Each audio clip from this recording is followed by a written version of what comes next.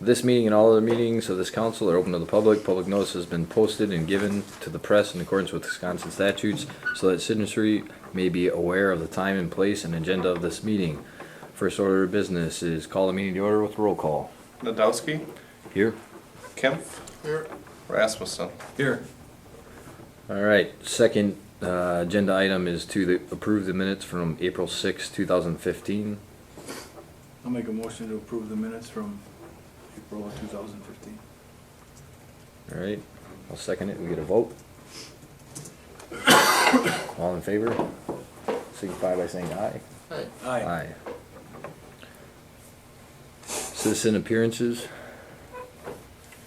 No.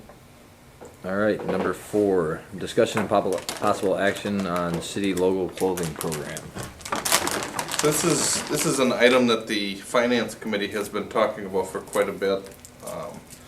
Basically, what the idea here would be is it's twofold. One would be the idea of identifying a city logo polo shirt and or a long sleeve dress shirt. And the twofold part of it would be, one route would be to outfit the city council and elected officials so that if you go to a training or at a meeting, everybody's got the same type of shirt. There was something of a color coordination that was selected, and it was to sort of line up with the school colors, so like a red, black, or a white, and it would be red with black lettering, white lettering, any combination of those there.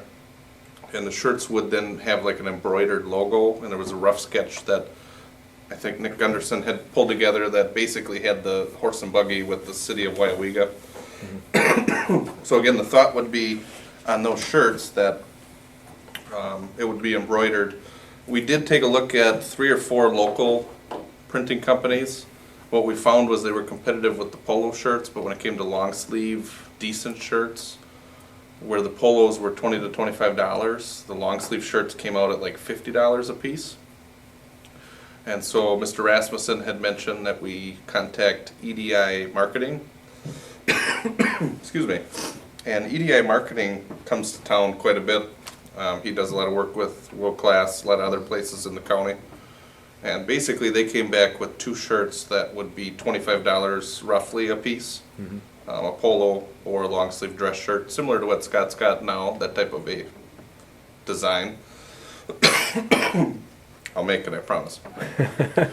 But the other half of the discussion would be after you talk about city council and whether you would like to look at a city issued shirt for council. The other thought would then be city employees, and there was a little bit of discussion on office employees and whether that would be sort of a dress code that was put together where employees would have multiple shirts probably to wear. We didn't really get too far on either one of those discussions. Basically what we did was we identified EDI Marketing, got their prices, and then we sort of put it on ice waiting for the new council to come in. And so right now where we're at is, I guess I would leave it up to you guys to pick up the idea of first probably the elected official policy. Would you like to investigate the shirts further? And when I say investigate, would you like to sort of develop a dress code for meetings or training or events? And if you go that route, would the city then look to purchase or provide a shirt or multiple shirts? Or would you leave it up to officials or employees to buy their own, or maybe a little bit of both? The good thing with EDI Marketing is that they've got a full catalog of all different types of apparel, and there is no minimum order at all, so it's not like you have to go out and buy 20 or 30 shirts. I mean, you could buy 1 or 2 if you find a certain style that you like. Mm-hmm.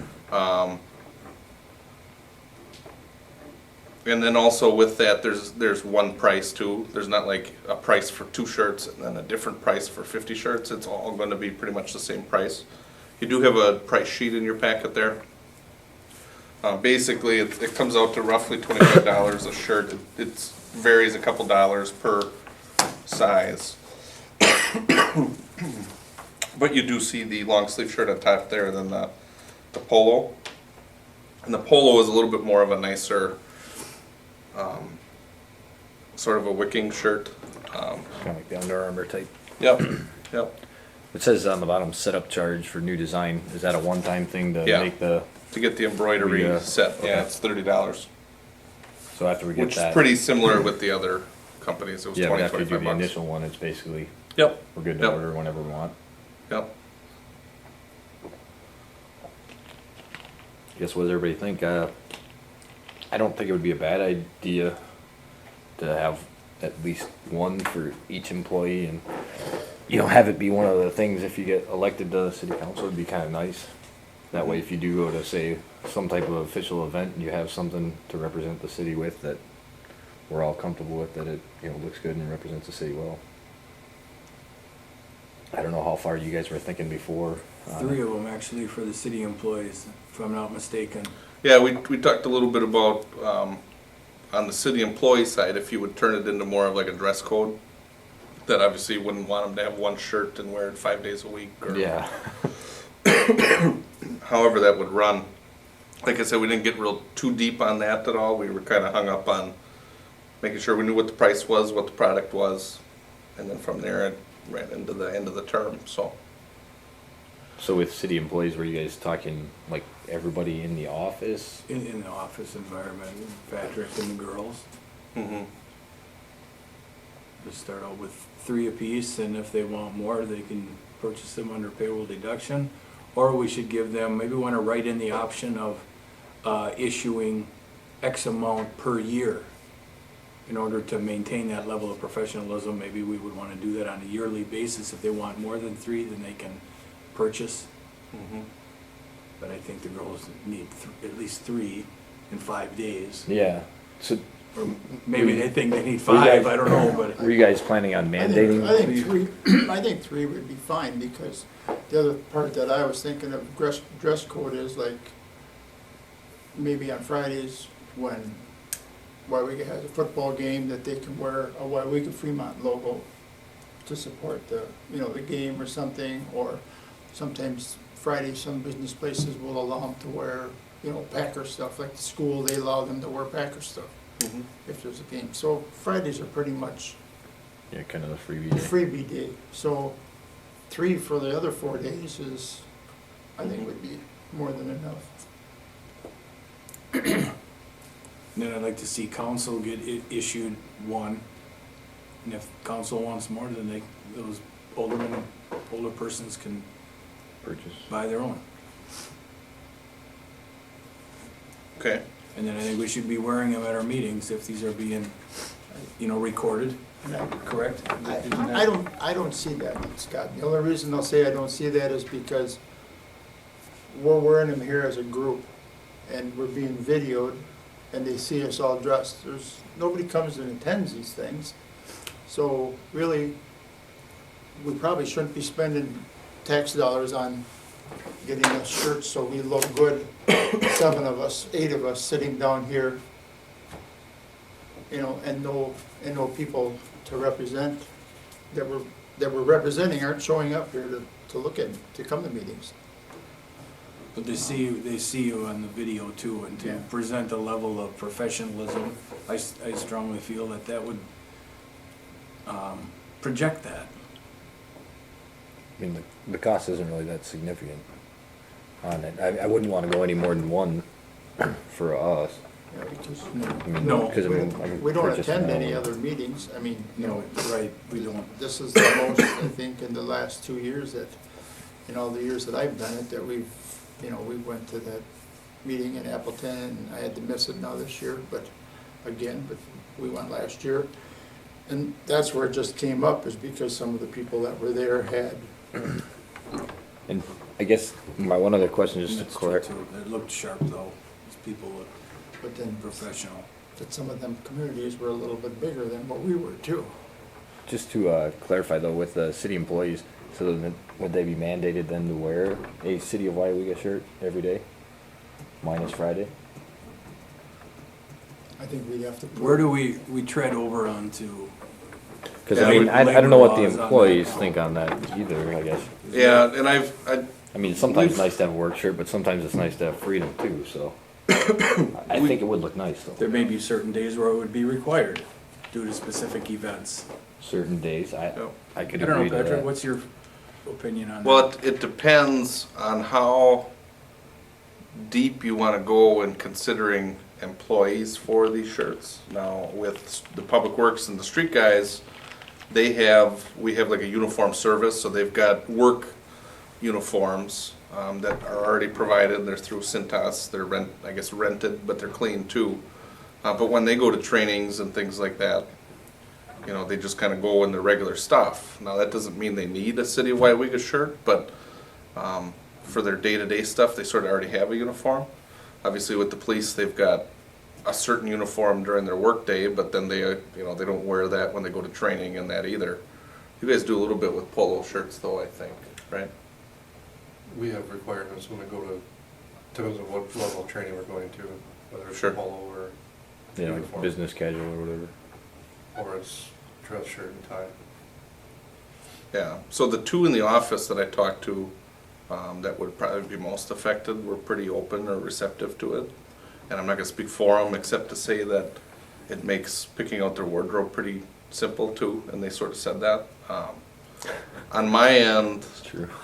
I mean, there's certain things that, like Brandon said, certain things I'll probably throw it, shirt and tie, suit and tie on, or whatever, so. The only thing I would look out for is, that's the kind of shirt most of the time I wear, would be that kind of shirt. But buying them is one thing, starting to mandate it is another thing that we won't be able to figure out in one night. So if that's something that you want us to look into further, definitely we can, I think we have to Yep. see what everybody's feeling is. Yep. So on that, there's not a super rush on that. The big question with the term and all the new council taking over would be, what would you like to do for the council? Is it something you want to investigate or look into? And if so, we talked about black, red, or white. Would you allow all 7 of you to just pick a color, and then when you show up, everybody's kind of got a different color? Or, that's the other As long thing, as but it's that on the gets same- to as long as it's after on- you've already decided whether you're gonna do it though, too. I think you that know. we just leave it up to people's preference on that, because as long as they're still following the same scheme, they still have the same, logo on it. Limit the selections, there's three combinations. This is what you pick, No. I mean, that's all. in all reality, it could be any style of shirt or polo shirt for that matter, as long as it has the same, parameters. Yeah, I mean, you're looking, probably for the council, you're looking somewhere around $200 for like your initial issue. So if you go and get everybody one shirt, it's like $200. And then if you let people buy more, if they wanna buy more, that's. But, So does that basically answer your question going forward, take another step forward on the council, concerning the council? well, at some point, if you guys wanna push forward with it, you'll probably wanna get some kind of a recommendation on, do you wanna do it, and if so, do you wanna buy a shirt for everyone or not? Or, you can mandate it and then have them buy one, or you can mandate it and have them, city buys one and they can buy more. Any combination of that. Or, I guess the first question is, I mean, you could just say you don't wanna mandate it too. So I think everybody likes the idea here, so I guess if we wanna see this, let's not just beat around the bush, let's either, I guess I'm looking at it as, we should probably just, at least for this, the council right now, go ahead and do one each, then we get it out there. And I think we're all in agreement that the office employees at the very least require, or we'd like to see them have 3 of them. I'm not saying we have to set it up for a long-term deal or anything like that, but at least then we get the ball rolling, people get to see it, and then it might spike a lot more interest once people get to see them. And then from there, I think we can figure out how far we want to take it. It's kind of what I'm thinking. Sure. I don't know what everybody else's thoughts are, but Either that or get the office staff started on it and let the rest of us see we could do that way too. what that looks like first. I don't think that's a bad idea either. I agree with it too. Get that I agree set. with what Mike just said, yeah. So maybe we just do 3 for the office staff to start out. Is that, Pat, would that be enough for you though, in your case of? Yeah, no, I think so, cause it's, I don't think you'll have to mandate it. I think, I know darn well from my experience in wearing these shirts, if somebody's gonna give you a shirt, I'd rather wear that than if they go out and, Yeah, I'd Where be my- the same way. I don't you think we know? put any, I guess, limitations against the employees or any parameters just yet. Like you have to wear it just yet, but Mhm. once we get it out there and get a chance to see it, they might wanna wear it every it's day. a sense of pride. Mhm. yeah.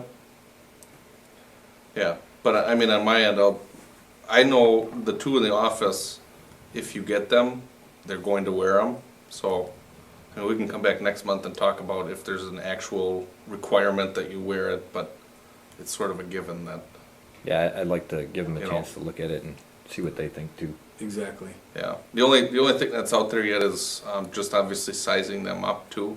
And we did get a couple samples from EDI, but they were, all you really got out of it was what the material looks like. And that green polo that I wear, that's kind of somewhat ribbed or whatever, that's kind of what it looks like.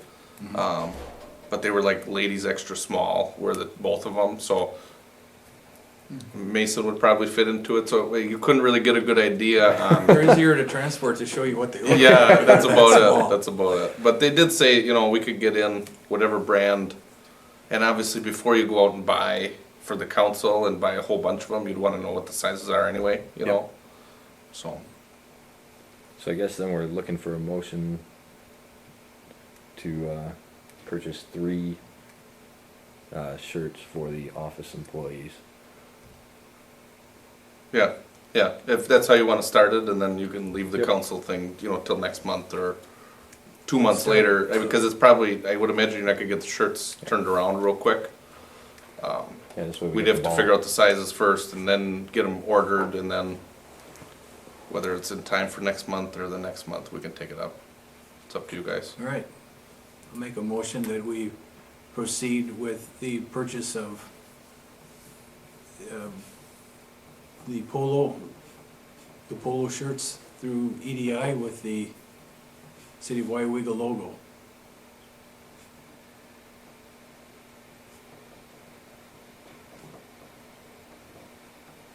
Choice of colors between the red, white, and the black with offsetting stitching.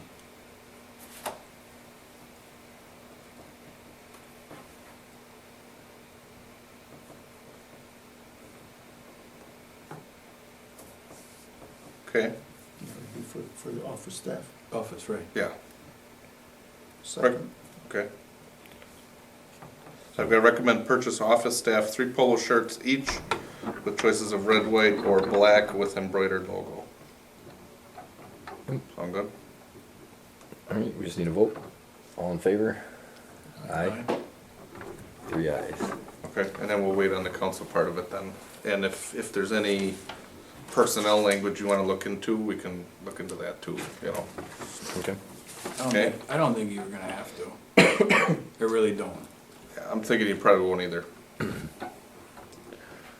Alright, number 5, discussion and possible action on City Hall IT technologies upgrade. So this is an item I think we've been upgrading on or updating on for quite a bit. And I think as many meetings as Brandon has come to finance is when we've been talking about it. So there's a lot of pieces, just like with the City Hall project, there's a lot of pieces to technology too. So there's the server, we've talked a little bit about Office, Microsoft Office and email, and whether we should go to the cloud with 365, or whether we should buy the actual email servers and run it that way. Some of the software discussions probably have to wait until you decide which server you're going with. And when it comes to servers, I've been talking for probably 2 months with Heartland, who's our current provider, and Corporate Network Solutions, which is another provider. Basically, they offer roughly the same products. Between the two of them, probably have 4 solutions each. And I don't wanna simplify it and call it basic server, medium, advanced, and super advanced, but it kind of falls into that, and obviously price follows that too.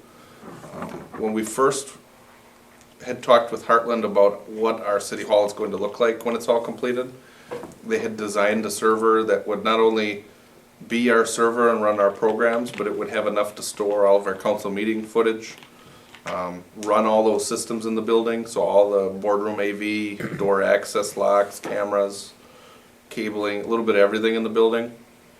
And then also save all the footage, not only from the meetings, but security cameras and all that too. And so they built out or quoted out a product that would probably run us about $100,000 for a server. But then as we worked with them and another vendor, we whittled that down to think at first, that server is meant to be in the new building if and when it ends up getting built. And for the next year here, we're not gonna be in that big building. Either we're gonna be in our office now or in a temporary office. So we did get it down to where we can buy roughly half of what we'll eventually need for a server up front. And then once the building is complete, we could build out the other half. And the good thing there is that every 5 to 7 years, when you upgrade your server, we'd only have to do half 1 year and half the next, if we get on a schedule like that. I don't know that we're ready to vote on the server tonight. What I'm probably gonna do is ship that to next Monday night's joint finance and public works meeting. Because if it was recommended for any kind of purchase tonight or recommended next week, it still goes to the same council meeting on May 18th.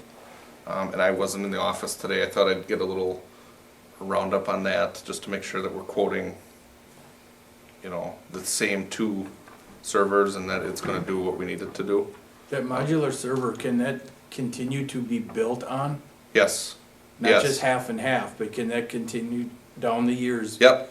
Be added And modules to it to expand And I its should capacity? clarify, so, yeah, you can Okay. expand it out that way, but then with that, when you replace it, you don't necessarily replace half 1 year and half the next, because, I'm throwing this out there, but 20% of it, you won't have to replace because it's sort of the framework of what your server will be. So you could take out the trays or the racks and put new ones in. And, maybe you're only replacing 30% 1 year and 40% the next year or whatever, but that's the thought though, is that you can add and expand all you need. And then also, right now, we have one server that backs up to a cassette tape that sits on top of the server. So if anything would ever happen to our building, everything's gone. And when I say everything, we're working on electronic records here because we're trying to get away from paper. And all of our financial records and everything basically sits on our server right now. What we're looking at with the new server is that it's split, basically that it replicates itself, so that if one would go down, you have another one for backup, and then also that you could back it up off-site somewhere too, whether that's at the treatment plant or if you want to get it completely out of town. And if you go with Heartland or another company, they could have a backup in their community, so that if you hope that nothing goes wrong or a tornado or something or a fire happens. But the way we're set up now, if anything happens to that server, it's gone. So those are some of the things we're looking into too. Where when we first started on the server, we were talking about $100,000 purchase this year. To get a server that will get us through this first year, basically replace what we have, we're looking probably in the $30,000 range. So that's a lot better than $100,000. But the key is that it's something that we have to do, even if we wouldn't do the City Hall project. Right. Our server is still due to be replaced because it's going to be no longer serviced, I think this fall. So it's something, we've got to replace it regardless. What would happen right now if you had a catastrophic event with your server? We'd lose all the records that we have, pretty much. And we wouldn't be able to, I could tell you, we wouldn't function.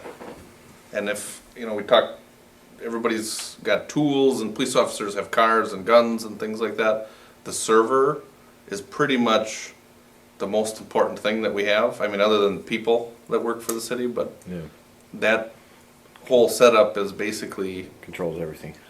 it's got everything, it stores all of our records, and It's pretty important there. So, and I don't mean to say that $30,000 isn't a big deal, because that's a lot of money, but I know that we probably should have replaced it sometime between now and looking back at when we got this server. So we sort of saved some money along the way too, and we kind of limped along to get to where we are now. But now that we're recording meetings, it's stressing out the system. Saturday, Brandon dropped me a line and said, hey, our server's full, like literally full, and when it gets full, it shuts all of our email down. And so I had to come in Saturday and shift around and restore, back up some things, move them off of the server onto a cassette disc, which is only as good as that cassette disc that sits there. And really, it's a cassette. Yeah. Well, I mean, the It's a little older conversation, thing too, but conversation yeah. should be a little bit too, is that if you have a server problem, just to recover information from a server, it costs you anywhere from $15,000 to $20,000 if you have a failure. Mm-hmm. So, I mean, you're gonna buy a quarter of a server just trying to recover the data, and that's not even to say you're gonna get it. Exactly. So the server is probably going to come back to you next Monday night, but expect that it's probably going to be a purchase around $30-some thousand. And with that, when we complete the server, or if this city hall project goes through, we'll still have to look at building out the rest of it, either next year or the year after.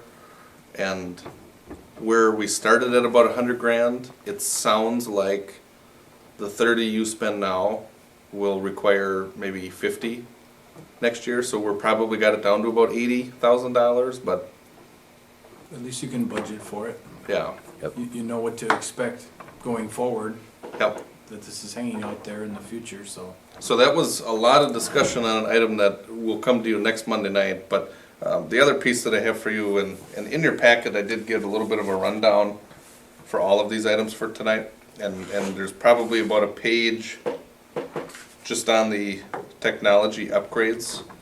And really what we did was we put out the RFQ, which didn't solicit actual bids for technology for this building project.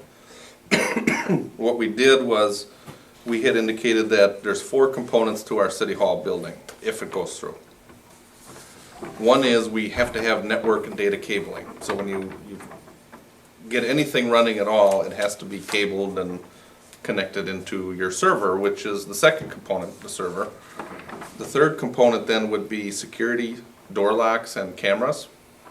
So key fobs, and I think we had put down about 22 door access locations, 22 doors, which was down from our original 36. So we've done a little bit of cutting down and prioritizing.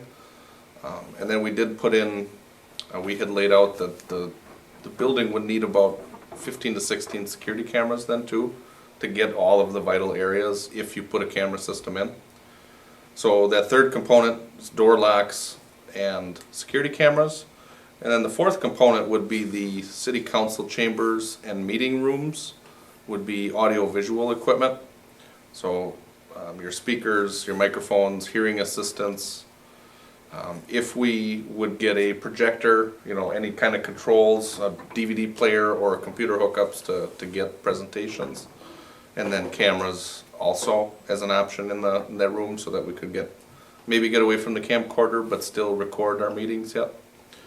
So out of those 4 components, basically what we had asked for was companies to give their qualifications. So basically to state their interest, that they would be interested in working with us on the project. Give us their qualifications, tell us which components, 1, 2, 3, or all of them, they would be interested in doing. Now, we didn't require that they had to do all of them, but we asked them to let us know which ones they could do. And then we asked them to give an estimated price on a solution that they thought we would end up with. So we didn't ask them to bid this because we didn't bid it out. And with not bidding it out, we're more flexible too, where you can pick a company. And really what you're looking at up front here is you want to select a company or companies to work with. They will probably more deeply design a system or look at our project and try to design options within those components. Being the primary contractor for IT. Yeah, and then probably come back to you in June. If you find out on May 18th that you're awarding the city council, or the city council's awarding this project, then you'll know that you'll need somebody to do technology and IT. But if you don't do the project, well, then it's sort of a moot, you don't need anybody to do your IT except for the server. So really what you would look to do now is identify vendor or vendors to work with. And then if this goes through in May, back in June, then you'll have your vendor here saying, here's the options you have with more definite pricing too. With that, I had 10 companies that had contacted me when we put the RFQ out.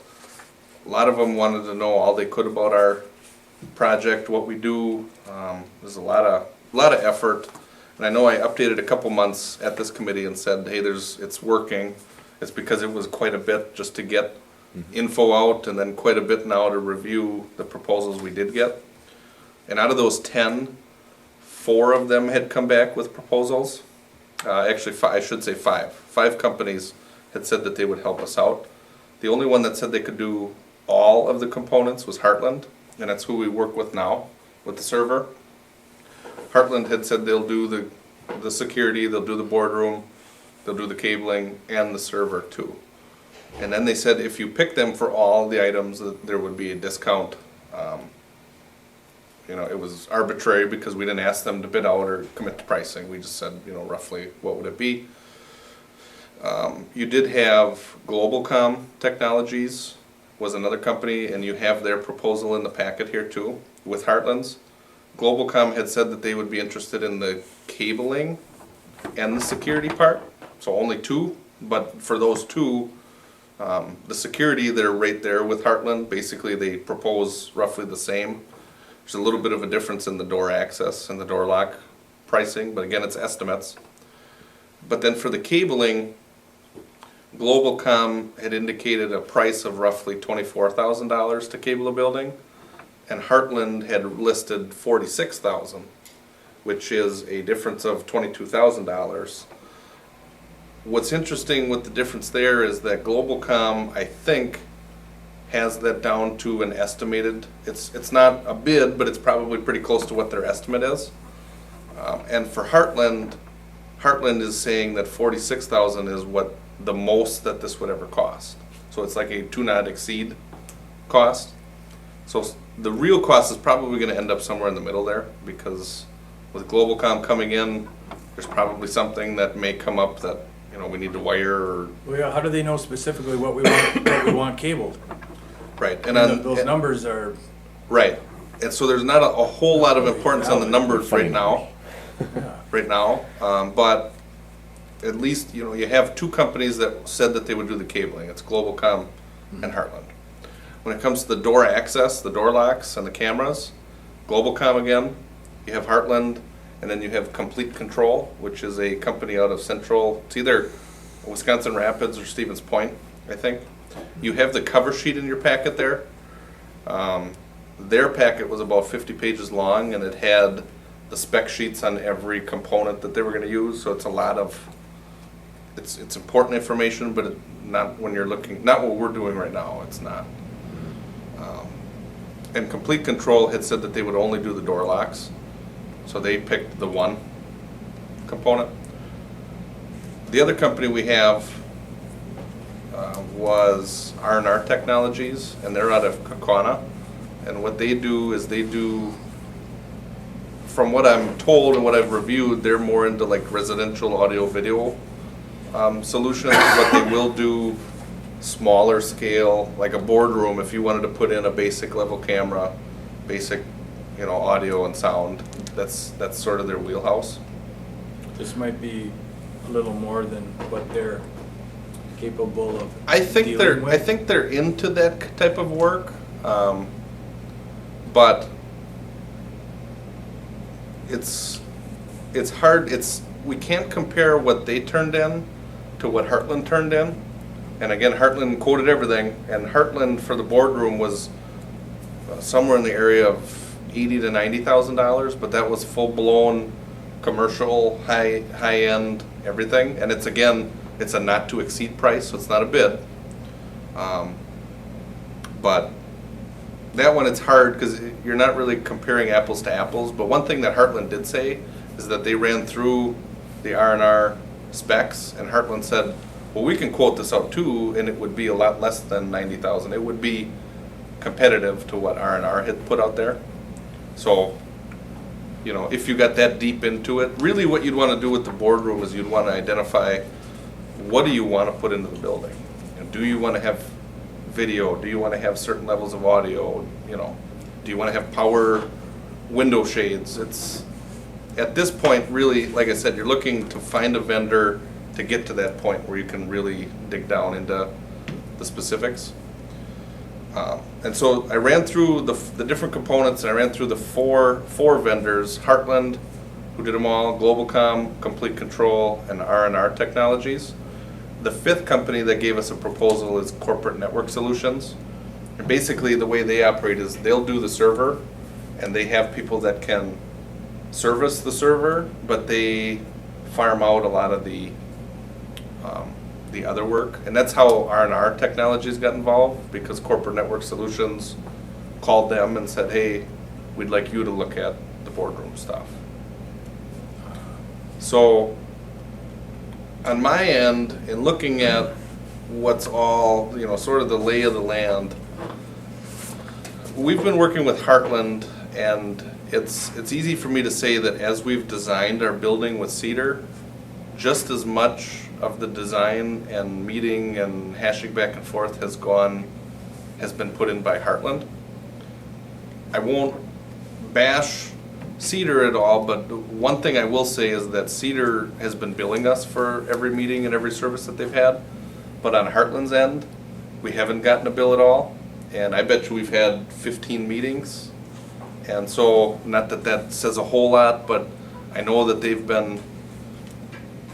put together a lot of solutions, and they come to us and say, this is what we're thinking, and then we meet, and then we tweak it and say, well, no, this is what we'd rather have. And we've gone from super high-end back to bare bones to somewhere in the middle. But with Heartland, they're willing to do everything. And they're also willing, even if we only pick them for a couple pieces, they're going to be sending a project manager out here to sort of oversee their work. And with that, the thought is that we're not really, you know, I'm sure we're paying for that person to be out here, but it's not a direct bill. But there is something of a benefit in that Heartland is willing to do a lot for us without charging too. On that end, looking at a lot of the pricing, and again, the pricing was a very low priority with what we did with this RFQ, but Heartland's at least competitive with their pricing. Well, they've also committed to some ceiling costs as well, Yeah, haven't they? yeah. They've been really responsive. They've been better than I could expect, really, from anybody. I mean, it's probably, like I said, been at least 8 months that we've been working with them. It's been a long time. With the goal here being selecting a vendor to then try to put together solutions for you to pick at a later date, the recommendation that we've had with staff in reviewing all of this would be probably you'll want to have Heartland involved on some level. And I can just tell you now that it looks like that they're going to probably be the most advantageous server solution. And if that's the case, and knowing, you know, we just talked a little bit about how the server is the central brain hub and the server is a very important piece. I think on some level you'll want to have Heartland involved with this project, because even if you don't pick them for cabling or certain pieces, you'll still want them there to make sure that that's going to be compatible with all the other pieces and our server too. And will their project manager take that responsibility? Yeah, yeah, and all of the techs and engineers that they've got too. And Heartland's a really, really big company, and I think that's part of why they're the only company that's willing to do all these pieces here. Is they started out as a smaller company that would farm out a lot of the work, and basically what they told us was they used to just be a project manager and then rely on 3 or 4 subcontractors, but that relying only worked so long until you couldn't rely so much anymore. Bite you. And so they ended up building up and getting bigger by taking in pieces so that they did it themselves. But with that, I mean, I don't know that they're the cheapest with everything, but they're at least competitive. The recommendation that we would have would be, if you're looking at Heartland on some level, which and I can probably speak for Brandon and Jerry too, and say that we're hoping that they're involved on some level, because we can continue working with them. That you would select them as, or make a recommendation that they would be like your primary vendor for technology. And if you do that recommendation, and if you vote them as your primary vendor, you're not committing to anything at all, except you're committing to them coming to you in June to say, if you're gonna go with us, here's the solutions for this city hall building.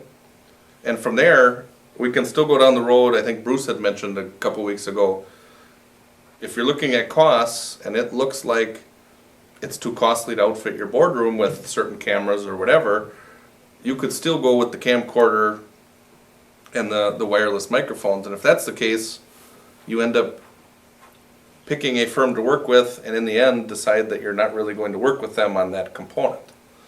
And that's sort of the fear I've got with, not so much just with R&R Technologies, but with a couple of the other companies that will only give you a certain quote on certain products. Because right now, we have 4 components, but you've never voted to say we're gonna do all of them. So if you selected R&R Technologies and said, we wanna work with you on the boardroom, if in a month and a half, 2 months, you decide you're not doing anything in the boardroom, then you sort of dragged them on and said, yeah, we'll hire you, except we're not gonna give you any work. Does that make sense? It's a little awkward, but Well, those other companies apparently do not have the diversification as well Yeah. yeah. as Heartland does. I guess- So I would have no problem in making a formal motion to make Heartland our primary contractor for IT services. I agree with that too, just because when we do the new building, you want somebody that can stand by every step of the path. That way, if we got a problem, we know who exactly to go to, and who's gonna fix it. Otherwise, I feel we're just gonna run into finger pointing and roadblocks of it being the other guy's problem, or, whatever possibilities could come up, but I could just, especially with technology stuff, I can see that Well, happening. now, on the other hand though, we're not going that far yet, Nope. you know. But if we list them as our primary, they're the overseer of the project. If we start picking this apart and finding detail, and we say, hey, R&R can do the cabling, they're good at it, whatever, their Yep. price is good, let's have them do it. We still have Heartland's Overseeing it. guidance and responsibility to oversee that Yep. operation get implemented. And that's what I like. So, The other, yeah, the other piece that's out there too is, while you didn't get bids from these companies, you got estimates, which, other than Heartland, so Heartland gave you a do not exceed number.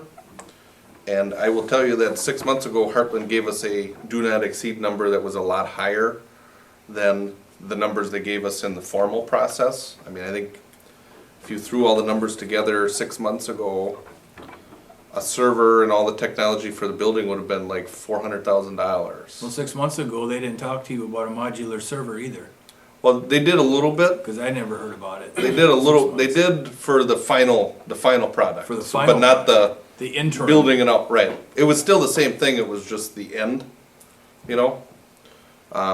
But they and knowing that we were going to have a process, they weren't really going to give away the pricing either. So they gave us what they called budget numbers, Yeah. and it was 400 grand. I could tell you that with Heartland's numbers that they actually submitted, it's closer to $200,000 total for the project, so you cut it in half there. And again, Heartland knew that we were just asking for rough numbers, and, Their numbers were more refined than just rough, then? they're more Is what you're saying? refined, but I think the good news is if they're giving you a do not exceed number, these 3 or 4 other companies, I don't know that they gave you a do not exceed. I think they gave you something that's pretty close to what a final might be. And if that's the case, you don't select Heartland and lose your leverage to negotiate with them. You can go in and still say, we have more than one company that's willing to do, for each component, Right, It's not just right. Heartland, it's everybody else. So even selecting them as the primary vendor, I don't know that it automatically disqualifies these other vendors yet either, until you actually make your determination in June or July. What if the other vendors come back and say, well, no, if you're gonna have Heartland be your primary vendor, we don't want to. Yeah, and that's something that I would contact them all. But they're also all under the assumption that even though most of them had quoted at least 2 components, they all knew that that didn't mean we were doing all of them either. So like the door locks in the boardroom, basically we told people, if it looks like we need to be cutting costs, those are the first 2 areas we're gonna look at, because you can key the building and not have the electronic locks and save some money there, which is roughly $30,000 to $40,000, depending on how many doors. And we could continue with this camcorder and wireless mic and save 50 grand too. So they all know that they're sort of giving proposals and we're considering them as vendors, but they also all know that even though we sort of gave them the picture of what the project might look like, that doesn't mean that's actually what we're gonna do, if that makes sense. Right, and that doesn't, those numbers from their, in their defense, doesn't necessarily mean that's exactly what it's gonna cost either. Right. These are so, just generalities on cost. And the one thing we did put in the document too, the RFQ, was that the goal is we'll select a vendor and then negotiate with that vendor then too. So it's in there and it says, you know, we could pick the best, the city reserves the right to pick, you know, that's in there. But it also says in there that whoever we pick, you know, we're not bidding it out. There's going to be a discussion, and in a way, if you would bid it, you're stuck to a very rigid process. And with this, it's pretty loose, where you're just picking who do you want to go with. Then we can go project by project from there. And in something of this magnitude too, it would be so easy for us as a council, I'll speak for myself, to get snowed on this. Because I don't know IT.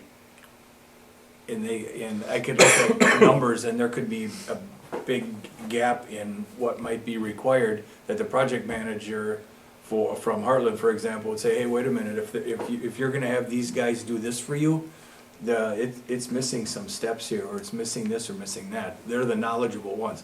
So I really think that getting Heartland on board as primary contractor for IT is the first step.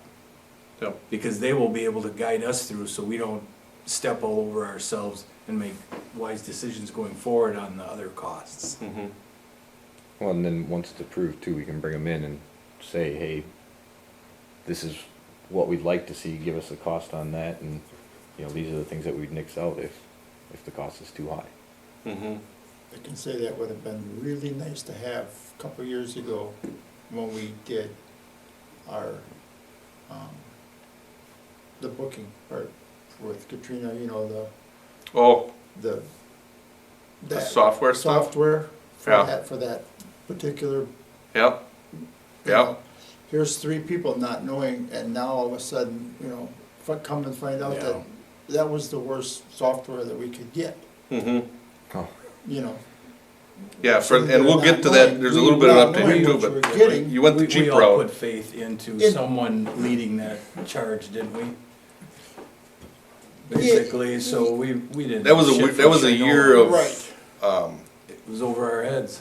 right. that was your year before I came on, not that Yeah. that says anything, the Right. year where you had somebody and you didn't, Right. and it was the year where you didn't have somebody full-time. But and we had then you had some 3 different turnover too. vendors Right. giving us different, you know, and we were trying to determine which one was better, and really that's why to me, when they're selling this stuff, to Mhm. me, it's best that someone come here and if we have questions, explain it to us now. Or have an expert that is our primary contractor that can tell us if they're If they're, full of beans or not, Right, if and they're what they telling need us, and what right. we need. exactly. It keeps them honest. And the other part will tell, Pat, you were saying before, like Bruce said, you know, well, we could cut, Yeah, you know, so we start doing this, and like you said, you have somebody here that says, okay, and this is just what I'm thinking, okay? Mhm. You said before, well, we could cut maybe key locks, or we could cut security cameras, or we could cut the camera, out. But you gotta remember, you got a new building, Mhm. you have no ceiling tile in it, you wanna pull your wires now, if you're gonna pull your wires. Yep. Yep, Because Wire it if now. you wait for 2 years, they're gonna come in and work over the top of your head, take out all the ceiling tile, and let me tell you, I've done it before. Once the tile are in and you try to get them out, you scratch them, you chip them, they don't turn out. You're not saving anything. Well, I think with the wiring and everything, I'm in agreement. You wanna go pie in the sky with that. Yep, and we've, Good point. the deep dive we've done on all of these projects, we got it down to the point where, so the number that we were given, let alone, the pricing on components or parts changing, so if the price stays the same on those things, if you don't do everything up front and you wait on things, if you wanna do it later, the word we've gotten from multiple vendors was you should add 30% right off the top. So if it's $100,000 AV in the boardroom or whatever it's gonna be, if you build out your building and everything's all tight and tidied up, if the next week you decide you wanna do, and that's extreme, but if the next week you wanna put the same stuff in, it's not gonna be $100,000, you're looking Right. at $130,000. That's why we have That's to not do to our scare homework. anybody either, but Right. it's, right, and that's why, like you said, you have someone here that can tell you, you Yeah. don't wanna wait on this, you wanna go ahead, you wanna do this now, or this you could wait, because this we can do something different with. yeah. Or you can do it later. Or it's a Can do it, bolt-on right. component Yes, or something right. like that. Yep. And we have toured, we jumped in, we brought Cedar with us, we went to Little Chute because Heartland had just done Little Chute's building. Now, Little Chute was, like, they were actually starting on their project before they decided to even think about technology, so they were literally digging and Oh, pulling geez. things apart already, so that was really on a tight schedule there. So they didn't think of that beforehand, they put the cart before the horse. Right, on that whole- right, and the thing I could tell you guys is that we learned a lot in talking to Little Chute, because Heartland on some level is selling stuff too, so, Sure. not that you don't believe what Heartland says, but I can tell you that what Heartland says and what Little Chute said lines up pretty good along the way, so what they were being told is what they got. And there were other things we've checked along, or that I've checked along the way, that doesn't always happen, where what you're told, what you're being sold, maybe isn't what you always get. We've all dealt with it. Right. So, and then the other thing is that we do know, and I won't put it out here, that'll be for later if you go with Heartland. We know what Heartland pitched to Little Chute, and we know what Little Chute ended up paying, and it wasn't the same. It was less, so. And in Little Chute's case, they were only dealing with Heartland because they didn't get more than one vendor that was interested in doing their project. So, Yeah. that's interesting too. Yeah. That's very interesting too. So in a way here, I think, did you make a motion then to? Yes, I did. Okay, To And you to need make a- Heartland the primary contractor for IT. okay. And I don't know if you got a second, but if you wanna, if there's one, then I'll finish. And the reason Little Chute went with them is because Heartland is in Little Chute. Well, that's part- So, I mean, that's part of is it a too, local, But, But I would rather go with them Yeah. also myself, because they actually have, if you, like somebody said before, if you need something, they have people that can be here to help you. mhm, This other time, like I said, when we did the software, they were on the phone for 8, 10, 12 hours, sitting here geez. trying to fight it, but I'll second that motion. okay. All right. And I can tell you that 6 out of the 10 companies that contacted us were either in Little Chute or Kaukauna. So they're all, and if you go down 41, they're all clustered sort of right there too. But, and that's not here nor there, but, Since we got a motion in a second, go ahead and take a vote. All in favor, say aye. I- good enough. All So right. this then will go to the meeting on the 18th with that motion. Now the server, again, I'm probably going to send that next Monday then. As a separate. Yeah, and when we say joint meeting, really, I think you two are both on Public Works.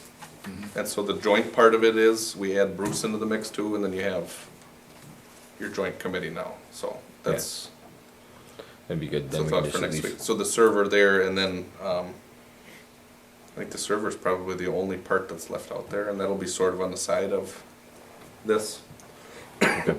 Okay? Sounds good. Number 6, we got an update on City Hall Municipal Building Project bids and process. Yeah, so again, knowing that we have that joint meeting next Monday night, I think what we're gonna do is we're gonna bring Cedar Corp to that meeting. And we'll talk about the treatment plant and City Hall, because we opened the bids on April 14th, and both projects have a 60-day hold, which means that you have to act on them by June 13th, June 14th roughly. So this May meeting is probably your big round here to do the review on these projects. But next Monday night, what we'll probably have at that meeting is the bids themselves, because you haven't acted on any of them yet. We'll probably also have the construction services. There's a quote out there or a proposal from Cedar Corp, so we'll consider that for recommendation next week. Ellers is lining up for financing, forecasting out how we pay for the two projects. And I should qualify this by saying, the first question is, are you looking to award the projects? Because if you don't, then the rest of this sort of goes by the wayside, because you don't need to pay for a project you're not gonna do, you don't need a construction service guy if you're not gonna do it. And I'm not assuming you're going to vote for it or vote not for it, I'm just saying, there's a lot of assumptions for next Monday night. I think that Monday night, we should make a commitment one way or another Yes, before any of us walk out of here. yes. And Yeah, I then, think on the go forward part of it, and maybe we can't all agree on the add-ons or deductions. yeah, But I think we can get the ball rolling so that we can get the financing in front of us and yep. hit all that, and then from there we can have the discussions. So, and then I'll come back to that, so then it's, again, Ellers is gonna be there with financing, we've already got projections put together for that. If you move forward with the City Hall project, we've talked a little bit about the temporary location. So there is going to be a proposal for that too, and it's roughly going to run, I wanna say something like $10,000 in renovations to the building, some type of a rent, which is, still sort of being negotiated. Right. Or at least the parameters are. Right. But in general, it's probably gonna be about a $10,000 cost, which is probably cut in half from what it originally was. It was probably at $20,000 at first. But again, that'll come the next Monday night. And we are looking at being in there for how long? Best case 10 scenario. to 12 months, 10 to 12 months for 10 grand. yeah, It's a drop Sounds in like the a good bucket. deal. yeah. So Yeah. that'll come next Monday night. How are you guys prepared for security, prisoners, evidence, things of that nature? Do you guys have that all figured out, how you want to deal with that, with being in a temporary building? Been working with Pat and the contractor that he has lined up to potentially do the modifications to this building. Yeah, our evidence will be secured locally here Yeah. in town versus farming it out. Okay. And to build on that, it's Steve Levy's building, and it's his contractor, because it's his relative, Kyle Toos. So that's really what Steve had said, was if there's somebody that's going to do work in his building, he'd prefer that it's Kyle. Now, what we've really done is we've scaled back quite a bit from what we initially had thought we might need. So it's an open storefront, and we'll go through it Monday night, but we designed some new walls or offices and like a more advanced evidence storage area. Good. Well, Steve ought to know about evidence storage. Yeah, and we've sort of cut it back now quite a bit, but again, we'll go through that next Monday night. It's just to say, these are the components that are out there. But to back up a little bit, we're looking at the bid tab that you have in your folder here on City Hall. Essentially, you have the three contractors that had given the base bids. Howard Immel, 2.63 million, Myron was 2.653 million, and then Cardinal Construction, 2.856. So you're down to either Immel or Myron. And again, you have alternatives here, and I believe there are 7 of them. And what you would consider first is the base bids. And then from there, you're able to pick and choose on these alternatives, where you can pick none of them, or you can pick 1 or 2 or all of them. And with the treatment plant, we've talked about the alternatives being in order where you have to take number one before you can consider number two, before three. With the city hall, the way it was bid out is you can select any of them. So if you just wanna pick number 5, you can pick number 5. And maybe I'll run through it real quick. So number 1 on the alternate is to provide, the contractor would provide display cases on the first and the second floor. So we've designed it out where there will be display cases in there. What you're saying is, you know, would you want this contractor to do it, or if you don't take that alternative, you would do it on your, we would do it on our own. So not taking an alternative doesn't mean that we wouldn't do that piece, it just means that we might not do it with that company. Number 2 then would be for porcelain tile to be installed at the landings for the front stairway. And I think the base bid includes just like rubber landings. So this would be to spice it up a little bit. It's basically just an add-on. Immel had said that there would be no cost if you put that on there. So the clarification, Immel didn't give a price with their bid, but it was because there would be no price if you put that on there. So it's not that you need to take them, but it's just clarification. Number 3 then would be to provide and install rubber tread risers and landings in the stairway on the back of the building. Number 4. You have to have some sort of grip for high traffic areas anyway Yeah, on and that. what we'll probably do is I'll have Cedar Corp go through these in more detail. But basically, there is something that's sufficient there for the stairwells, and on the back one, I don't remember specifically what that is, except the thought was the front stairwell would always have an open lobby there, so 24 hours a day, people will come in the front, and then if they go to the police, they would go up. And long story short on that is, the front stairwell is sort of spruced up a little bit nicer than the back stairwell is. And the back stairwell will probably be just like metal and concrete. Oh, okay. It's a stairwell, but it's not as nice as what the front one might be.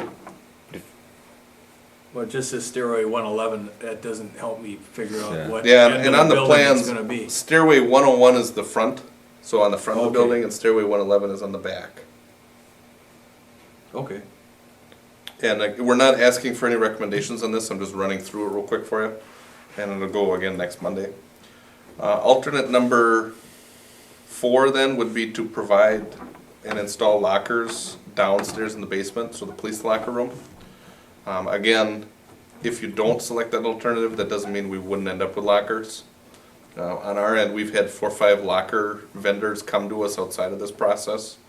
And furniture vendors and a little bit of everything that they've come and said, well, hey, I'd like to sell it to you, but I'm not hooked up with a general contractor at all, you know. Number 5 would be, our building is gonna come with a 20-year roof warranty.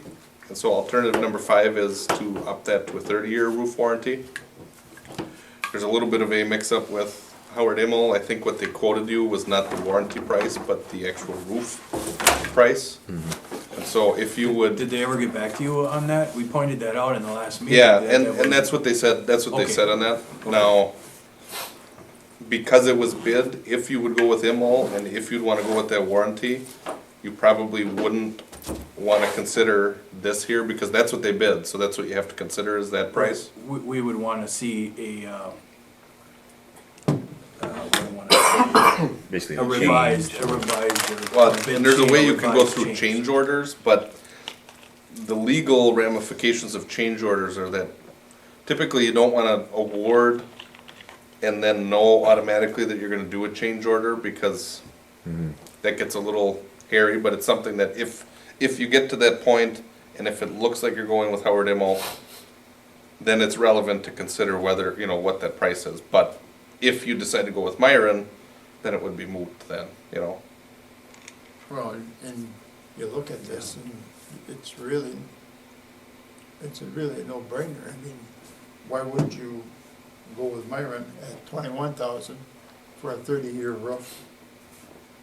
And that 137 is what Immel said for the 30-year roof? They- Yeah, but- They screwed up on their quote, Mike. Immel the price they put down was for a full-on roof. Yeah. That's the cost of the roof. They go- It's not the cost of the warranty on the roof. Does that make sense? So for $137,000, they'll put on a whole new roof for you. And really what we were asking them was what is the difference in the warranty? And they've said, so we From a checked with 20 to a them, yeah. 30-year warranty. So what you're trying to tell me is that for us to have a 30-year warranty with Emma, we would pay $137,000 No. just for the roof No, to be installed? No, the the- shingles. so the costs, what we were asking was, we wanna up our warranty. And what Myron quoted was, here's the cost to up your warranty, Yeah, just the warranty. And what Immel had put in there was, this is the cost to just construct the roof in a way that it would be out. Basically, the difference is Myron is saying, here's your warranty on your roof. Immel's saying, here's the cost for a Here's whole your brand new whole roof. When all they needed to do was up the additional cost between a 20-year warranty and a 30-year warranty on the roof. Cause the warranty, again, is kinda like insurance, where the warranty is something of a gamble. If you buy the warranty, the company's gambling that you'll never need to cash in on it. right, you buy stuff now, they ask if you want the extended warranty. Yep, and that's what we're looking for. So, So they need to Myron tell is us- saying- they need to tell us what the extended warranty cost for theirs is gonna be. right, but because we did sealed bids and that was their bid, legally you can't go out and say, well, hey, change your number, because now Immel has seen what Myron and Cardinal would give you. Okay. So, I mean, we'd have to take a look at it, but again, with these alternatives, if you wanna do what the alternative is saying, you can still do it by rejecting the alternatives and doing it outside of the process. Now, I'm not hinting at that you would do it with Immel, but, Well, you can do it with Myron or Cardinal on any of those add-ons, right, so. Or. yeah, I mean, they wouldn't independent give you that contractor. price, so, but, Or independent contractor. We Yeah. have flexibility on Yep. those purchases.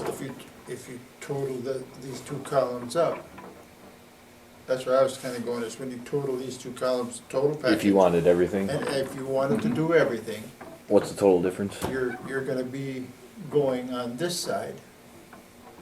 What's Just that total because of number? that- Because they screwed up What's that? their, It's not on here. Warranty. What's the total number if you went with everything?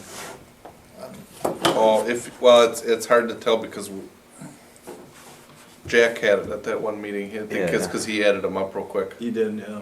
I just don't remember what that number was. I could probably run it real quick here too on my, That quote on the roof from Immel technically throws them right out of the running. Yeah, If you that's wanna do if you everything. took, if you If- took it, but yeah. you wouldn't take it. I can tell you that.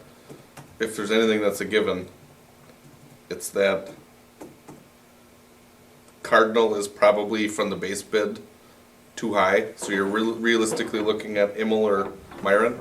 Yeah. And then to break that down even Which one are you further, working on? if you go with Immel, Mike? you wouldn't go for that roof because you wouldn't go build a brand new roof on top of the roof you already built, so. Does that make sense? no, I was trying to sorry. do two things, but that's okay. Yeah, well, what Immel, But what Scott was saying, that's the way I'm looking at it. I'm taking the project cost, and I'm taking the additions, all of the additions. I know that we don't have to do all of them, mhm, but I'm just taking that with that total project cost. yeah, And, yeah, because of that figure in there, and if that's what you have to stay with, then you have to go with the middle column. Because, so if you took them all, I would probably, the recommendation would be, if you're considering Myron, you would consider that number. So if you're considering Myron for the whole project, and if you wanted a 30-year warranty, you would look at their number. If you were considering Immel and you wanted the warranty, you probably wouldn't take their alternative that they've given you. You'd look at another way to get that warranty. And I'm not, Yeah, exactly. either through them or through, cause the warranty itself isn't through Immel, it's through whoever's roofing product you're putting on your building. And the thought is that it's probably, whatever that warranty costs, it's probably close to what Myron has, because when you look at Cardinal's at 20,900. Myron's at 21,600, so it's probably $100. close there, you know?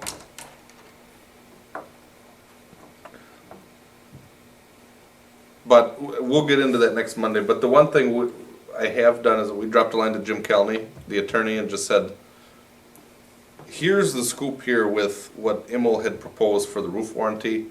If you still want a 30-year warranty, and if it looks that Immel then is the low contractor or the low quote for everything else that you want, you know, how would you go about getting a 30-year warranty if you wanted it?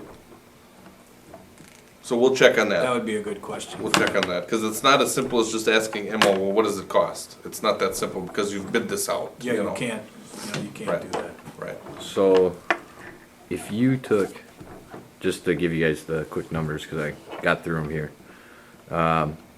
Total package, Howard, Immel, $2,836,600.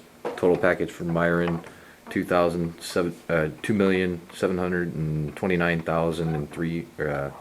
Well, I got off somewhere there, but $300. If you take away the 30-year roof from both of them and consider all other alternatives, and the main bid, Howard Immel is 2,000 2 million. or 2,699,300, and Murin is 2,707,000. So very comparable if you take. $8,000 difference then? Yeah. Is that about what it is? Yeah, very, very comparable in total if you pull out the roof piece. So it you know, I guess it kind of depends on whether we want to, you know, if you wanted to do them all. We'll get the 30-year We'll get warranty, but we'll finagle it, we'll get it somehow. When yeah, the numbers are Close. real close Uh-huh. once you pull that out, and that's for the total package. Yeah. And then, so then just to move on down, then alternate number 6 then is for emergency panels and circuitry, and those are alarm systems. That you could go through whatever contractor or through an outside vendor again. And then alternate number 7 then is to have the general contractor provide window coverings, so blinds, shades, Yeah. whatever it Something would you're be. gonna So want. some of this stuff, you probably can get by cheaper, going elsewhere, but that's something that we're looking at this week yet too, leading up to the meeting next Monday night, is to get you an idea on, is this a good price or is it not? Okay. Now Ellers was working on the understanding of 3 million. Yeah, so the thought right now is, like I said, I think at the last 2 meetings, realistically what you're looking at is probably a $3 million project. And when I say 3 million, I'm thinking 3 to 3.2, not to get locked in on that, but it's $3 million is what the project's gonna be. You're gonna be close to, if we consider most of the options, you're gonna be close to 3 with the project management. Yeah, I think it's going to be at least 3. Yeah. And it might be a little over 3 or a little bit more than that, depending on how we go with technology. So we'll Yep. find that out. With that, when we talked about interim financing, which is you get the money to be able to pay your construction bills as you're constructing the building, and then in 2017 is when you would take out the full bond or note or whatever loan you're gonna take out. Ellers had said with the interim financing, you wanna know what your number, you wanna get a good number to borrow. Because if you borrow 2.5 on the interim and find out later you need 3, you can't, you're locked in at your full financing at 2.5, and you'd have to go to like a bank or somebody else to try to get the remainder. So the key there is, whatever your interim financing number is, you can't expand on that for your full financing, but you can cut it back though. And the number that I've given to Ellers, we've given them a number of numbers, quite a few numbers, 2.2, 2.6, 2.8, and 3 million. And the projections they're gonna give to you next Monday night are gonna be based on $3 million. And the thought there is, anything above that, the city's probably gonna be able to just pay down upfront.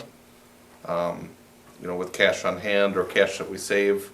Because one of the key things they're looking at that I wasn't necessarily looking at is with the interim financing, the projections I'd put out there on our end were assuming that like in July, we would start paying bills to pay that back right away. And so I've set that $300,000 that we transferred the capital fund every year. So it's basically it's money in the budget that we set aside for projects like this. I had put that together for 2015, 2016, and 2017, assuming that we would have to be paying on our interim loan. The way that Ellers is setting this up for the interim financing is that we would get the money in July-ish, but we wouldn't have to pay it back until 2017 is when our first payment would be due. On my end, in a way, that frees up somewhere in the neighborhood of $400,000 for this year and next year. And again, that's total, but we set aside $300,000 a year now. So, you know, I'll go through it next Monday, but in a way, there's $400,000 to $500,000 in cash that we're sitting on that I had assumed we would apply towards paying back the project up front. Earlier than expected. Right. And so in a way, what Ellers is proposing, or what they'll propose to you, is that $400,000 to $500,000 can still be put to the project, but it would be, instead of paying back our costs with interest, it would work towards paying down what you have to borrow. So in a way, you could pay $400,000 to $500,000 down on it right away without having really much of an impact at all. And it's a lot of money, it is an impact, but I had already been forecasting that we'd It's already probably be planned. putting it on anyway. Nice. So the key then is, so next week, Ellers is gonna come to you and say, the number we're looking at borrowing is $3 million in the interim. But know that that's set at a point where you can cut back So in other words, 2.5 or, you know, whatever it is down the road. yeah, when we do our final in Mhm. 2017, it doesn't mean it has to be 3 million. Yep. It just allows us flexibility. Mhm. It's a gamble. You take a gamble that it's not gonna go over 3. Well, and I think it's going to go over 3, but I do know that there's Then go things for that we 3. can pay. Then go for 3.1 then. Yeah, and we I could mean, come back with options too, you know, Okay. yeah, Cause you've already got that big delay and when you have to start paying that back. yeah, Plus that extra money that you budgeted to be spent on early payments, mm-hmm, you can use that whole amount of mm-hmm. money for the pay down as well, yes. Well, I mean, it looks like 3 million too, as it sits without any IT. Yeah, well, I think it's 3.2, and this is gonna sound flimsy, but with a medium level of technology in the building. And when I say that, it's not fully outfitted to the Yeah. hills, but it's outfitted with a boardroom with some stuff in it. Mid-range. And some door locks that are key fobs. Yeah, because you said Heartland was around 200,000 when they came back the second time, if you were to take the full Right. package. Right, So Okay. you figure if we're looking at 3 million now, and then you put the 200,000 of that in there, yeah, I mean, that number makes sense. Yep. yeah. Yep. So, the process then is going to be next Monday night, you're gonna be talking about the treatment plant and this, but the first discussion is going to be on these bids that we've got, you gotta do, either you're awarding or you're not, and you're looking at the base bid and then deciding which alternatives you wanna put on if you decide to move forward. So for the process here, next Monday night we'll have a joint meeting. The intent then is that May 18th, the next Monday night, is when the council will take this up. But if you determine that you need more time, you have basically all of May if you need to.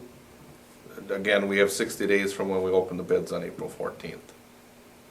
So. Do you have any questions on that? And when I say on that, it's basically, you know, not so much to dig into the bids, but more of the process that there's a lot of stuff that's coming to you next Monday, but the good news on my end is that there's been a ton that we've been working on, but it's just been a grind where you don't really see any of the results until right about now, and now it's all coming to you at the same time, so. How much more, Pat, are we gonna have to be borrowing from this, for the treatment plant? Borrowing for the treatment plant?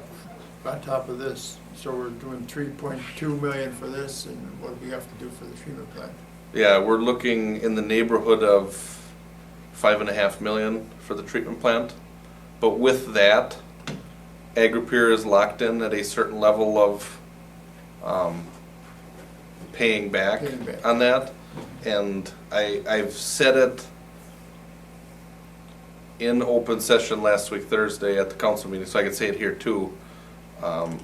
When we have Ellers doing a sewer rate study, they're looking at what does Agri-Peer pay on our project, and what does that agreement outline them to pay? And that agreement basically lays out for the next 15 to 20 years, Agri-Peer is paying a certain amount of it. And I can tell you that the agreement we're in is very favorable to them. So the city's paying more on our end than, you know, if they're a 60% customer of the utility, they're not paying 60% of the project right now. But it looks like as their development builds out, they're probably going to be sending us more stuff. And as a result, it's very likely that our agreement is probably going to terminate itself, because if you would set out certain phases of what they're doing and line it up with what that ends up sending us in wastewater, our current agreement is favorable to them for costs, but they're gonna be right up at the level of, you know, they send us 450,000 gallons a day. Well, they're close to that now, and they're not sending us anything from the new development now. So we're thinking the agreement we have, if they send us 450,001 gallon a day, it terminates the agreement, and with that, it throws out their rates, how much they have to pay us. And so the thought is we're already renegotiating on their end for them to kick in more money. Number one, because we could have built the plant a year and a half ago for $500,000 cheaper, and we had told them the cost difference is, you know, if you asked us to reject the bids, you know, we could have done it cheaper, Yeah. but, you know, so that's one thing. So we're already, and they're agreeable, I'm not saying they're not agreeable to that stuff, but the whole financing structure for the whole, everything we do with sewer and with this treatment plant, I can tell you that it's highly likely that the structure we have with the agreement now is going to terminate itself. And it's mainly because they're sending us more than what that agreement is built for. So I guess in basic terms, I guess the way I think about it is that they're locked in to only pay so much upfront on the project. Right. And that's based on the agreement. Yep. But if the agreement goes away, then we work to recoup our costs Mhm. in the rates that we charge them. That'll happen the day after that 12-inch main's put in. It may. It may. So- But we're probably looking at 5.5 million to borrow for the treatment plant. And with that, Agri-Peer pays us a fixed fee right now on that. The TIF that we set up, all their new tax money that they're paying on their new building, the number one priority is to pay off the treatment plant. So there's, I wanna say 1.5 million right off the top that's going to be diverted right to the treatment plant financing. And then on top of that, they're sending us more wastewater, and they're paying the same rates that you and I pay from our household waste. So they're not getting a bulk discount at all, which typically that's, if they're sending hundreds of thousands of gallons a day, usually they'd get a discount. Well, they're not getting a discount. That's something they agreed to. So when they send us more, they pay more, and to the tune of $15,000 to $20,000 a month just to pay to send us that stuff. So it'll sound overwhelming because the city's coordinating the project because it's our plant, and because we're coordinating the project, we're taking out the full borrowing. But it's not all city money that's going to pay it back, though. It's a lot of it's Agri-Peer money, but it's funneled to us on some level, and then send it back out. But we do have Ellers doing the sewer rate study. What they're gonna look at is the rate structure that we have now, residential, business, and agri-peer, using them as sort of a separate entity.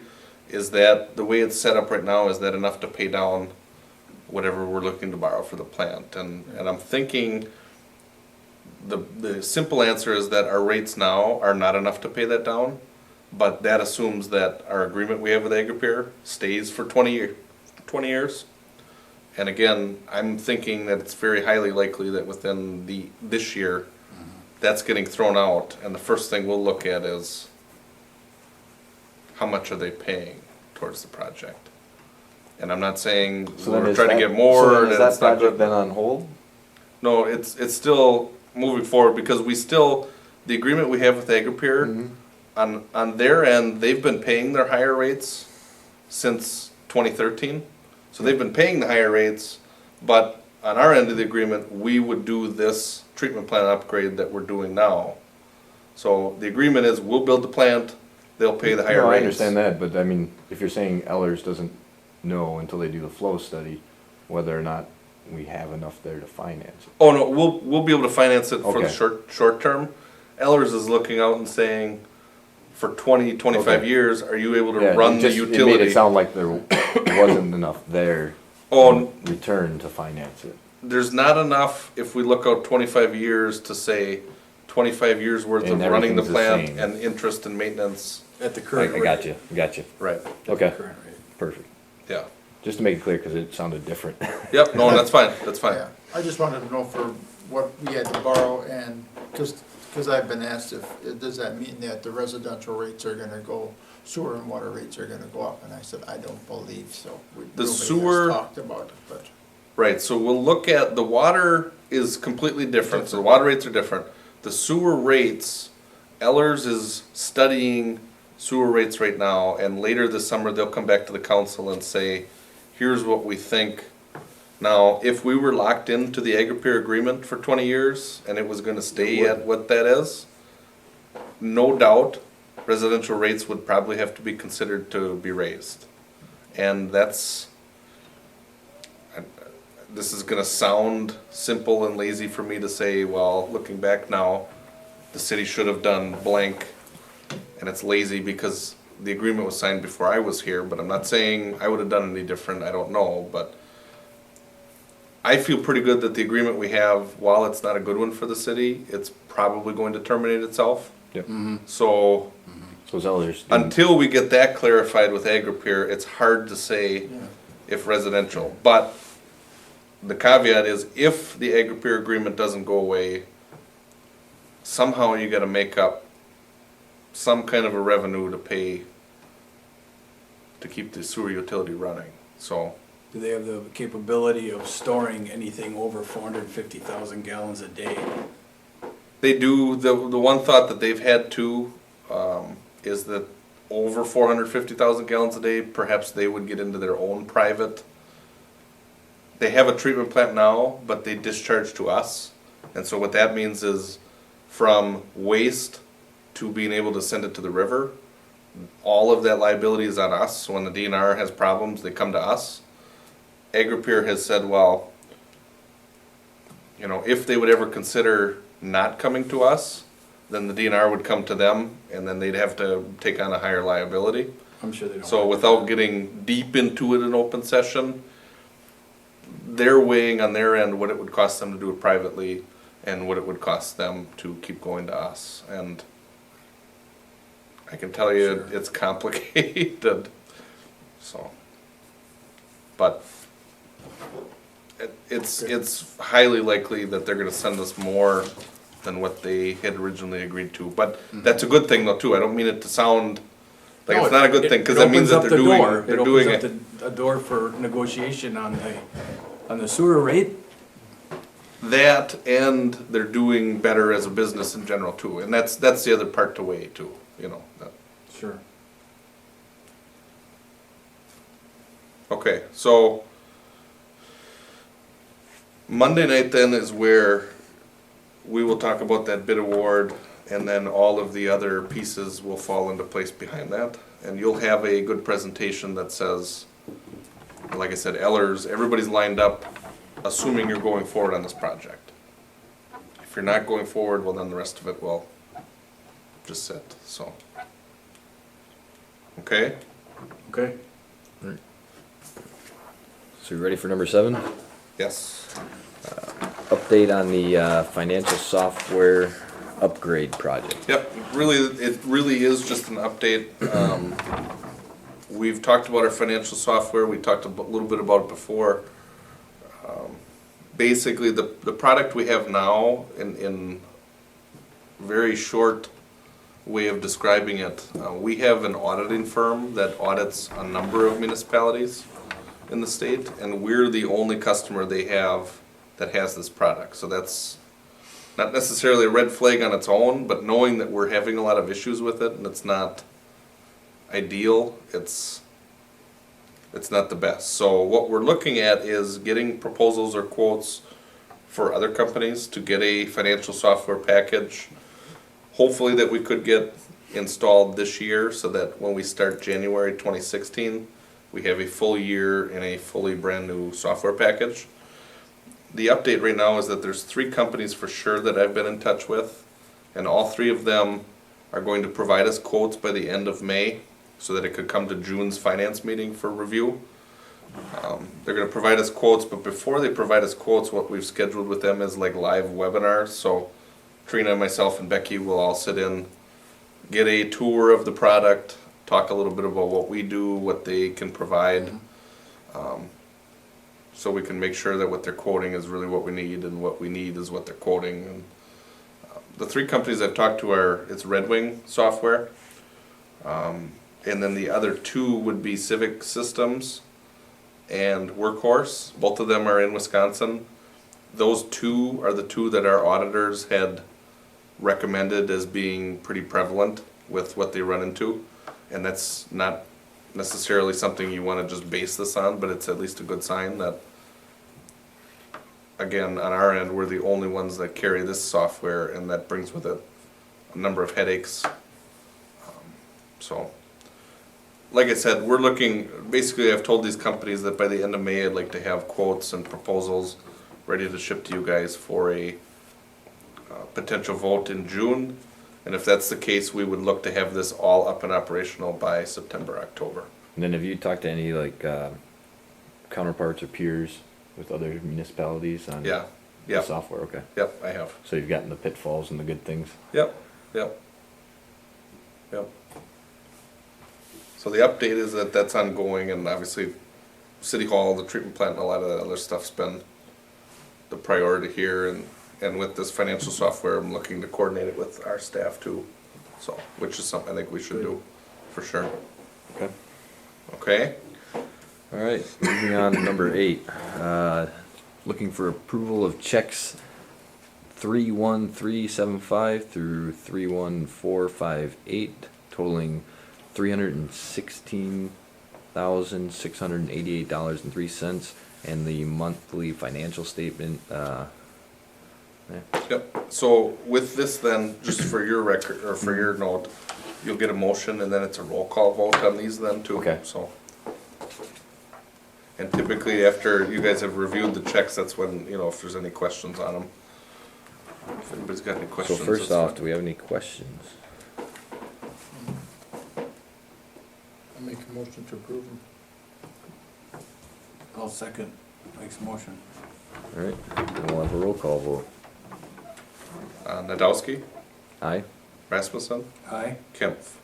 Aye. All right. All caught up, Patrick?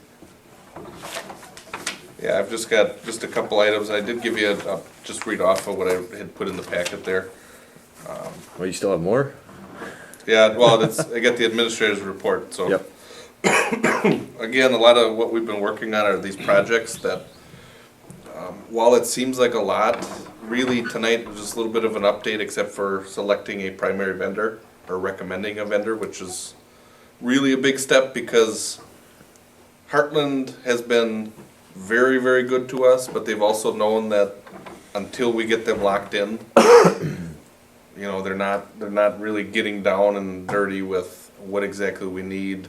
I mean, they know what we need, but, you know, their pricing hasn't been completely refined yet, but, so that's, I appreciate that. I think Brandon probably does too, I know, cause we've put a lot of work into this stuff, and I just don't want that to go unnoticed. In a couple nights, we'll hopefully approve all this stuff, which is good, but, there's been a lot that's put into it so that it can be in a couple nights for you guys. You'll remember that at the end of last year, we had put out quotes for a full revaluation for the city's assessed value for properties. And then we had put that on ice because of the state budget. They proposed taking that away from municipalities, sending it to the counties.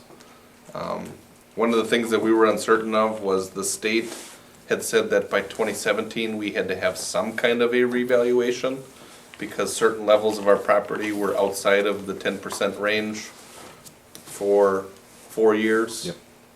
And not 1 year out of 4 that they were all lined up.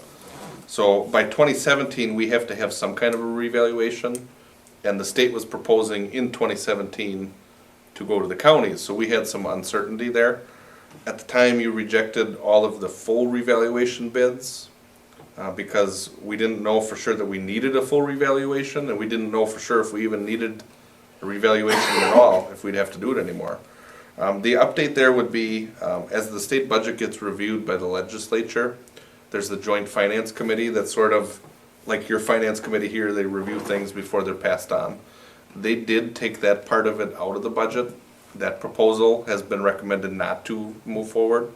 So what that means is that it's very likely that we're still going to end up having to do the assessments on our end.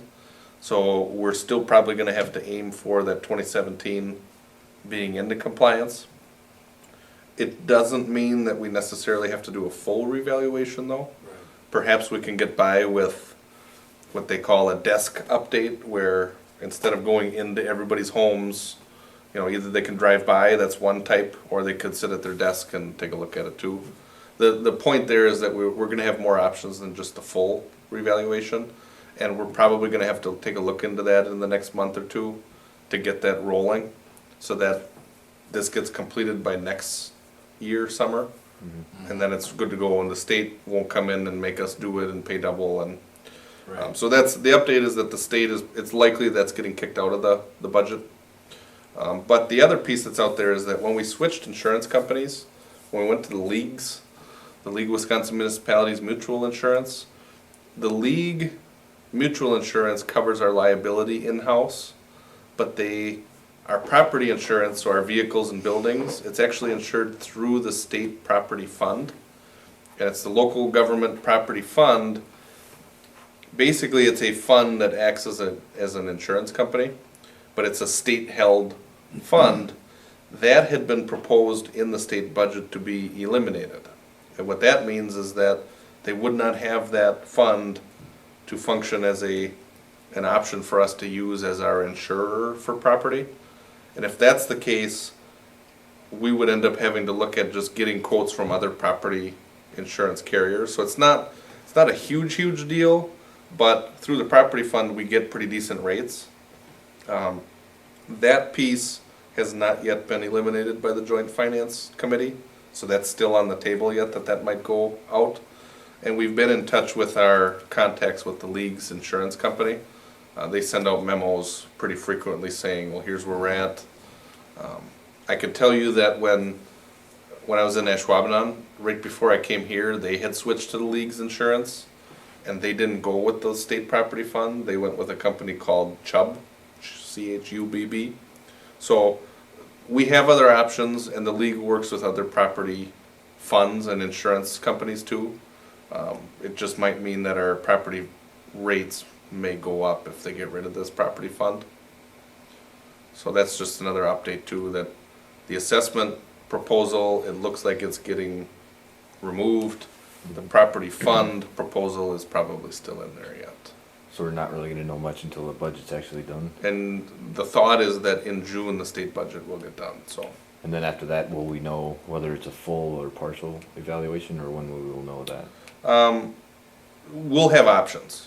We'll have options. What we'll probably do, I think it was in January or February, we had our current assessor. The president of the company came in and talked to the finance committee and said, here's a number of options that you have. Yep. When we had quotes on the full revaluation, I think I remember luckily them. there were questions and people had said, well, how do we know who's good at this and who's not? And, Yep. you know, can we get some people to come in? I think what we'll probably do is we'll take the assessor we have now, have that guy come back in and say, here's where you're at. And then we would end up shopping it out again or collecting quotes again. Okay. So, Yeah, so we can more target mhm, the quotes, because I remember it was pretty broad last time. right. It's hard to. Yeah, tell what type well, you want. it may be more broad actually, because there's 5 different ways you can do this. Mhm. And the quotes we collected were one way, except other companies had given, Options. yeah, Okay. yeah. And that's all I've got for a report done. All right, get back to the top here.